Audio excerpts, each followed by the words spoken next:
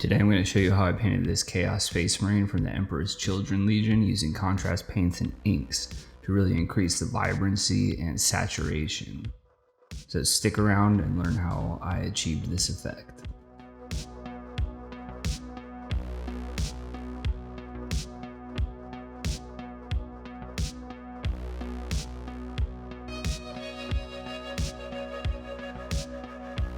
Start out with this green contrast paint. Now this is going to be pink eventually, but we're doing an undercoat of green because this is going to blend really well with the layers that we do on top. Also, by coating the entire model with this color, we're going to get a nice base color that's going to tie everything together, even the parts that aren't pink. So just make sure that we get the whole model coated in this color and let the contrast paint kind of do its work. And this is over a zenithal highlight. Next, I'm going to grab some of this pink with a dry brush and just make sure that it is dry because we're dry brushing. I'm just going to dry brush from the top, and this is going to start building our underpainting here. And we're doing it from the top around where you think the light would be coming from. This is going to start building up the volume of this mini. And it's important to try to create volume with the paint in as many different ways as you can. These minis don't have a lot of volume, but they're supposed to represent something that does. So to do that, you got to cheat and you got to use paint to make it look like it has a lot more volume than it does. So I just go around for a couple coats, dry brushing from the top, and there you can see how it looks. A lot of that green is still showing. Now I'm using this light blue, and I'm going to do pretty much the same process, except this time it's from the bottom. And this is another way to increase that perceived volume on the mini. And I'm using blue here for the shadows because I want these contrasting colors. The light is a lot warmer with the pink, and in the shadows you have this blue, so it's going to be a lot cooler of a color, and that's going to help sell the effect that these parts are in fact in shadow while still giving us a lot of extra volume.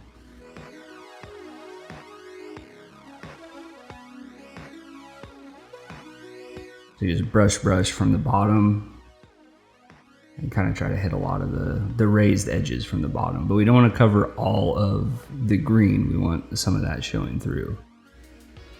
And there you can start to see it looks like it has a lot more volume than just the mini does naturally.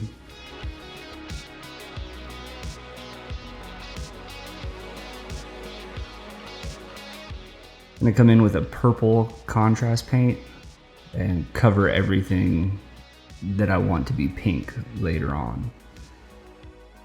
Now this purple, once it layers over the green, is going to give a really nice dark purple, a really deep purple, because they're kind of opposites each other on the color wheel. So once you cover them up, you'll get some really dark shades in the recesses, but it's going to be a lot more saturated than if we just dulled the purple down with some black. That would give us a really desaturated shadow, but by using this green instead, you can retain a lot of saturation in the shadow, which is going to bring more life to the mini. And then also when we're covering the pink, it gives us a nice warm purple, and when you cover the blue, it gives us a nice cool purple. So that again helps sells the effect of, one side is in the light and one side is in the shadow.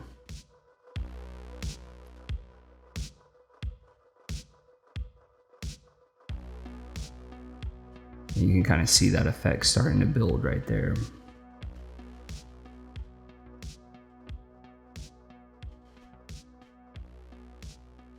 You don't have to be too careful here because we're going to add a lot of layers on top of everything else, so just cover up the whole model. I want to slow down here because just to highlight that it's important to try to do it in one coat. Try to just hit it in one coat. You can see I did one coat, and then I go back and I try to kind of adjust things it ends up not working out. The contrast paint is like specifically designed to self-level, so you don't really need to fiddle with it. But if you do, like I did here, just leave it alone for a while. The contrast paint will settle. It'll find its way into the recesses and settle out on the flat parts. It'll be fine. And then just move on. And you can come touch it up later if you need to.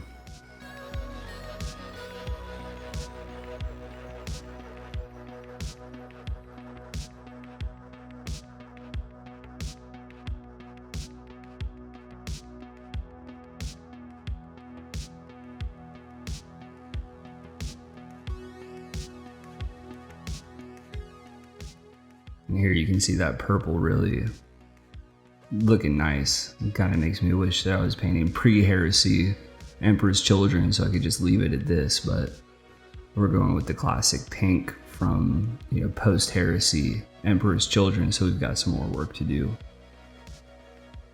We go back in with the pink, and I'm going to paint over kind of where I dry brush, but I don't want to cover the entirety of what was previously pink. I just want to kind of feather into it, and I'm using really watered down paints here to keep some translucency.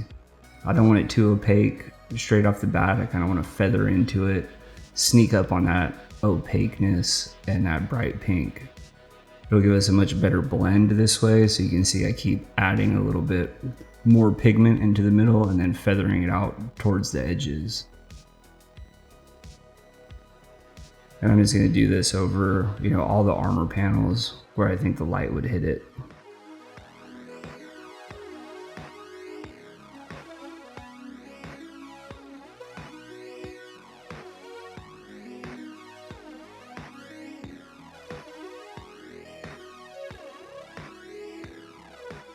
It's usually a pretty good idea to pick kind of extreme angles for your light. It helps to sell, again, the volume, which is what we're concerned about here. And I think doing it this way is a lot more interesting than just doing the classic edge highlighting. It's a personal preference. I mean, the edge highlighting looks great in a lot of ways, but it's not really for me.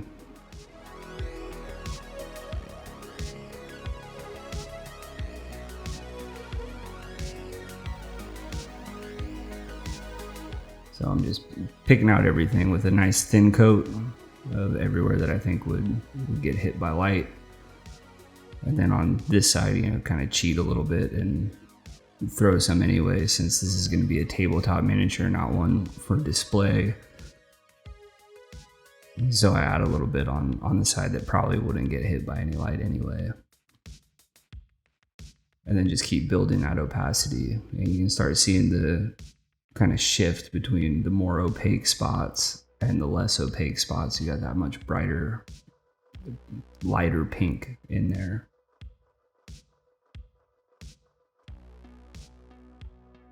Then mix some white in to the pink and do the same thing, but even smaller area this time.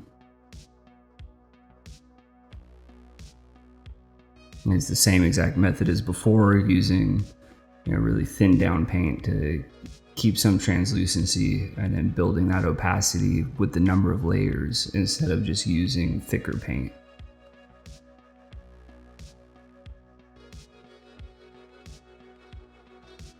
And these acrylic paints, they dry so fast that you can do multiple layers. I mean, by the time I'm at the other end of this model, I can come back around and it's ready for the next layer already.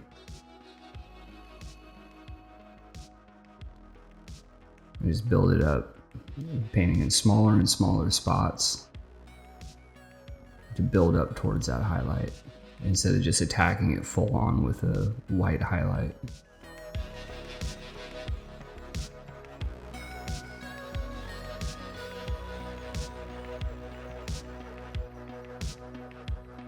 And that's what we have so far.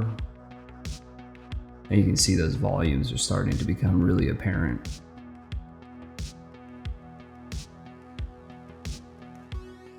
Now we're going to do the same thing, but in the shadows. So I come back to this light blue, and again, with a really thin down paint, I'm just gonna do like one pass here and not add white into this, but this is basically just highlighting the shadows. We're using a cool light to kind of represent the reflected and refracted light that would be around in the scene.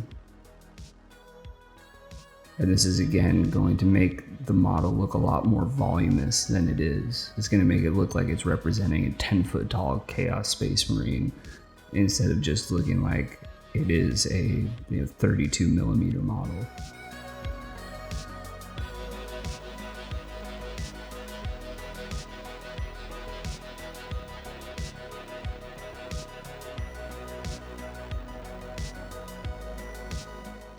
And I just go around focusing from the bottom where I think light would bounce off of the ground or somewhere and hit up into the model, and paint that with a little bit of blue and build up that opacity again with layers instead of with thicker paint.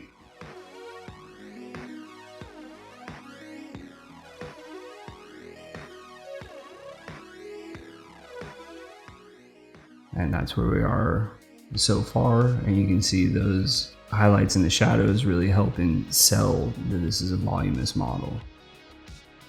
Now I grabbed some pink ink and I'm going to tint everything that I've done so far with this. And this is going to help blend everything together, and it's also going to pump up that vibrancy, because I want this to be, really pink. And right now it's looking a little washed out. And this pink, when it covers the lighter pink that we did, it's going to make it look really red. And when it covers the blue in the shadow highlights, it's going to look a little more blue. And when it covers the purple, it's going to get to that nice reddish purple. It just really ties everything together. And here I'm kind of staying away from the really dark purple in the absolute recesses, because I want to keep that purple and to be the shadow in the recesses. And also ink can pull up in recesses like that. If you put it right up against the trim, it's going to pull up and leave way too much pigment there. So you don't want to do that. We're just tinting everything else that we've done so far. And that's why I'm not using a contrast paint here, because it would pull up in, all the recesses and stuff. And I don't want that. I want to leave that purple there, because that's the shadow really for my pink.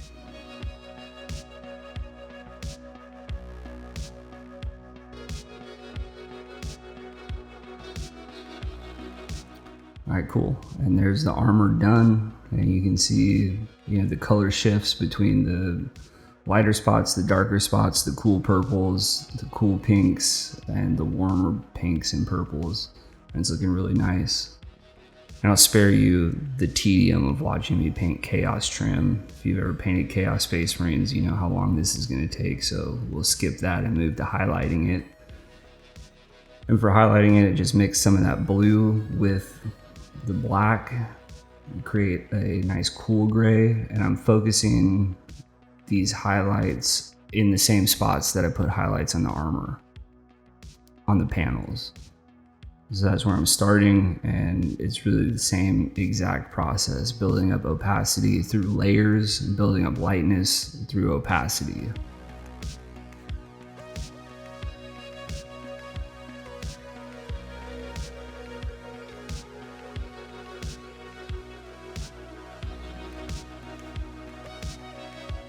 And you can see how the highlights on the trim are mirroring and following the highlights that are on the armor panels.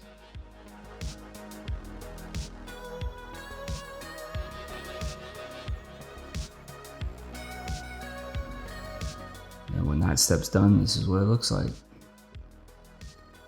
Right now I just use some brown contrast paint to cover all the leather straps. Nothing too fancy here. But having that green underneath is really going to tie the whole model together. It's going to help bring all the colors into kind of the same grounded space. Now moving on to the flesh parts. the flesh upholstery, if you will. I use a red contrast paint here for the holster, and then for these strips.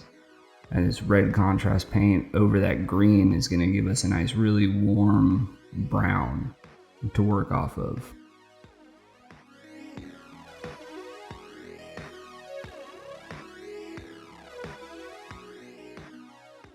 Come in with some flesh color and kind of sketch and stipple in some flesh color to start making it look like flesh. You can be a little messy here. This is supposed to look like it's skinned flesh, so it's not going to look really pretty. We don't want it to. And so stippling dots and dashes is the way to go. I'm drawing in a seam here. This is where I stitched two pieces of flesh together. I'm drawing some stitches. And then bring back the red contrast paint. Kind of make it look, I don't know, sickly and gross, like the flesh is distressed. Then I just work back and forth, add some highlights here and there, highlight the stitching, highlight the skin.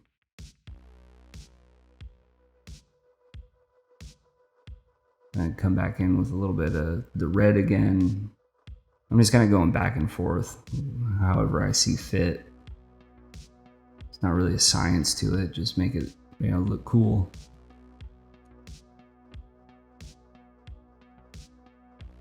But it's really the same methods. We're building up opacity through layers and building up lightness through opacity. I'm gonna do the same thing with the strips in front here.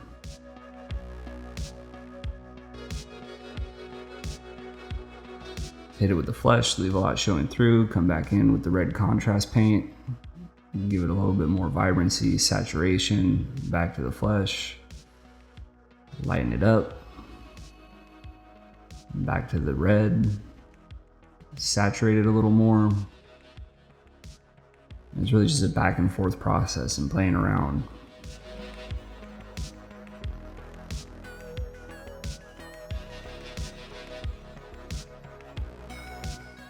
Then start working in some more extreme highlights, just again to help sell volume, especially that holster is flat and I'm trying to make it look like it's not. So trying to sell volume is important. Then I take some blood for the blood god and put it on, pretty sparingly, but that's going to give a nice, shiny, glistening effect. Make it look like these things are fresh, like he just made them for this battle.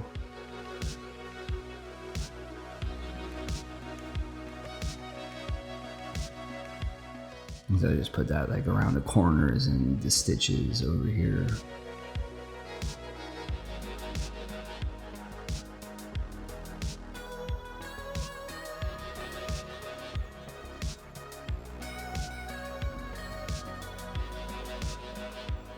Add some more to the strips.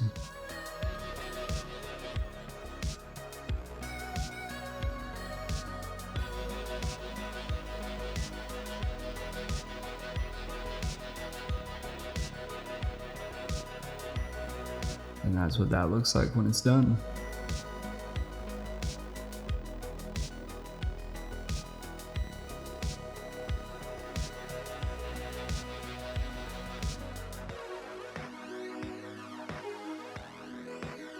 And we'll speed through this. We're just putting silver on the silver parts. I didn't do anything fancy here. And for his head, using this kind of green color. I want this green to play off of the pink. Again, since they're contrasting colors, it's going to make that difference look really stark. And I'm just lightening it up with this kind of more yellowish and lighter kind of green. Then it's the same process. Building up opacity through layers and lightness through opacity.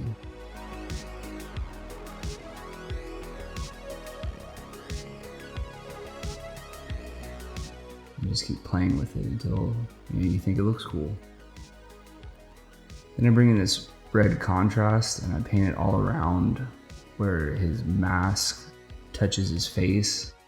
I want it to look like, this is not fun. I want it to look like his mask hurts him all the time. Like it's kind of growing over him and his head is growing into it. Like it's gonna hurt if he takes that thing off.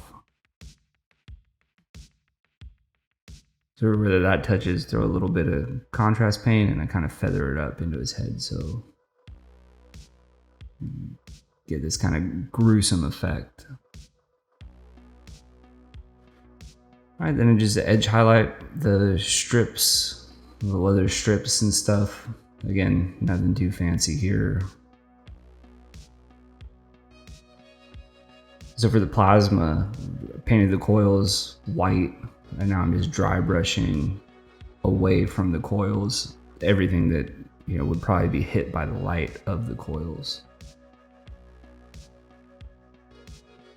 So I start at the coils and I dry brush out, starting from there and dry brush out. And then I make sure that I hit it onto his face and his armor and his arms and stuff. Probably could have done this in sub-assemblies, but I can't stand sub-assemblies. Would have made painting this effect a lot easier, but it just takes too long. I'm not a huge fan unless I'm doing something for a display piece. So make sure I really build up that white on the armor. It's so close to the glow of that plasma that I really need it to sell that effect.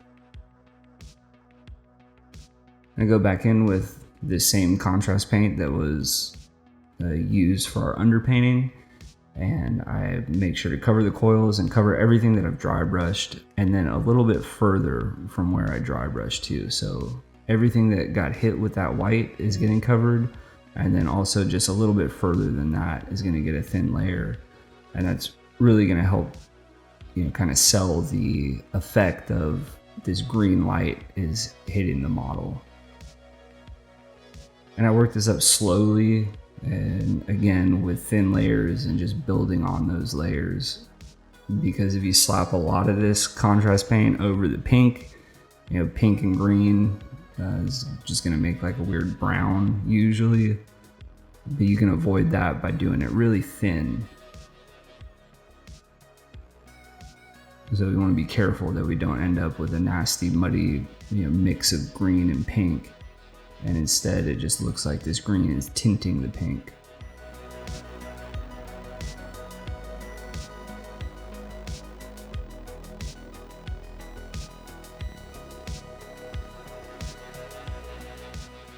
And then while that's still wet, I go in with some white ink and I kind of I try to paint between the coils, but ends up kind of painting the whole thing. Not a big deal. If you do paint between the coils, it's going to look cool. If you do it like this, it's going to look cool. Then I get some more ink on the brush and really focus on where the coil meets the gun. And that's going to make it look like it's really bright down there at the bottom. It's going to make it look like it's really bright everywhere that it's touching the gun.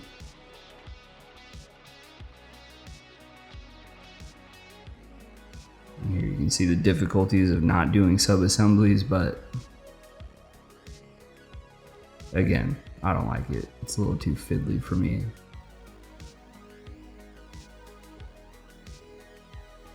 I do another dry brush of white over that. Again, I'm a big fan of building up layers to build up effects. So a really light dry brush over everything that we've just done in white. And then I do a mix of the white and that contrast color, and I do a dry brush again just over, well, mostly just over the coils and anywhere that I think needs a little extra touch of the blue. And there's what we have.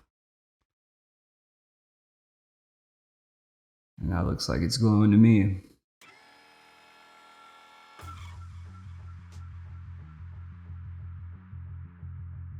All right, then I paint these horns with this yellow color. It's gonna look really cool against the purple and the pink. Just add a little bit of white, paint the tips and the edges. Nothing too special there, pretty simple. And that about does it. So now you can see how the pink is shifting from that warm into a cooler pink, and then, you know, back into the shadows and highlights of the shadows, that lighter but still cooler pink color. And all the recesses are really, really deep purple, which is a really nice way to shade pink and be the shadow for pink.